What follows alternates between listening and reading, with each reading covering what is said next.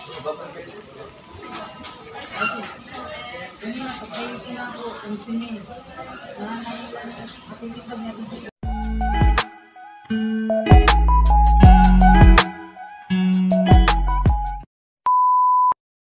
what's up guys? Kung bago pa lang sa ating YouTube channel, maganda mag-subscribe ka na, hit the notification bell icon para update ka sa mga bagong vlog natin.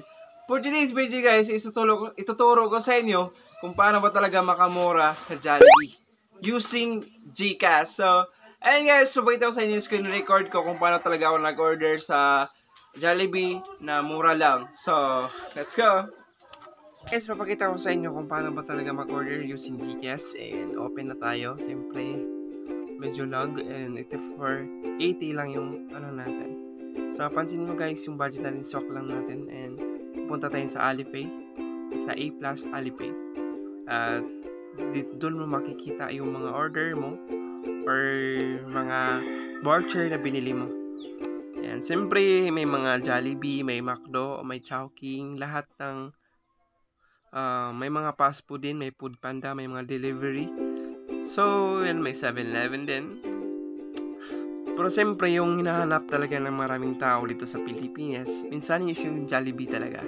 So, yung pera natin is 80 pesos. Kaya yung hanapin natin, swak sa budget natin. Kaya pinili natin yung 84.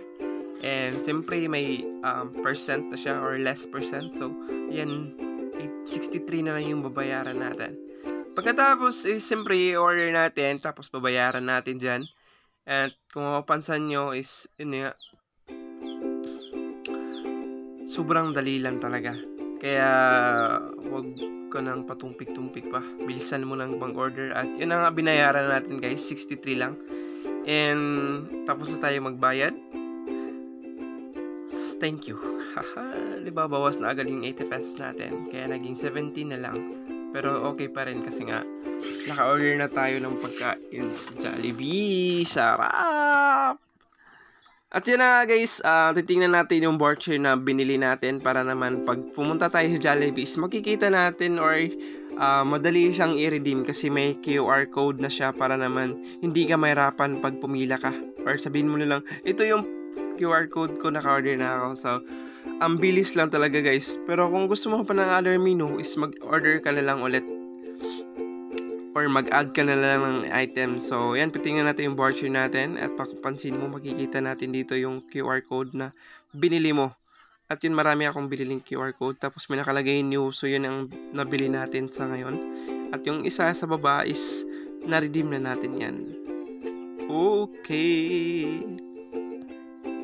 So ito guys, ito na yung QR code natin. So kung may scanner yung Jollibee, madali lang. Pero kapag manual yung ano nila is ito-type nila yung code. At siyempre guys, pupunta na tayo sa Cebu para naman ma-redeem natin yung bilhin natin. Siyempre, sasakay tayo sa barko. At yun na guys, nandito na tayo sa Cebu. And Jumalia Shipping Corporation yung sinakay natin. Kaya shout out sa inyo. At yun na guys, nandito na tayo sa Jollibee para maka-order. At yun na yung order natin guys. Diba? Ang bilis lang. Siyempre may pila din yun. At yun, kakain na tayo.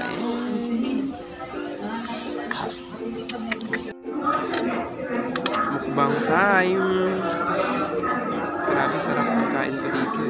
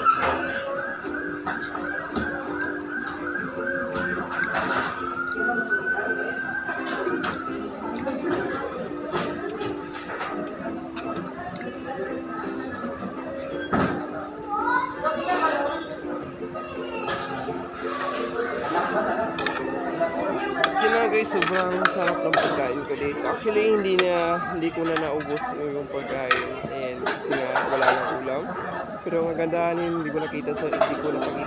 May dala kasi akong puto. Buting kamoy. Tapos, ayun, kinain ito yung natira. Pero isip-isip din po na ito. May puto kasi yung dala ko. Kaya kinain ko para hindi masayang. So, go! Ito yung puto guys na pinili ko or yun nga. Kasi nga, sarap. At yun na guys, uwi na ako and bubiyahin na naman tayo papuntang Camotes. So, Jumalia Shipping pa rin yung sasakyan natin kasi sila lang yung may sasakyan papatawid ng Camotes. And salamat!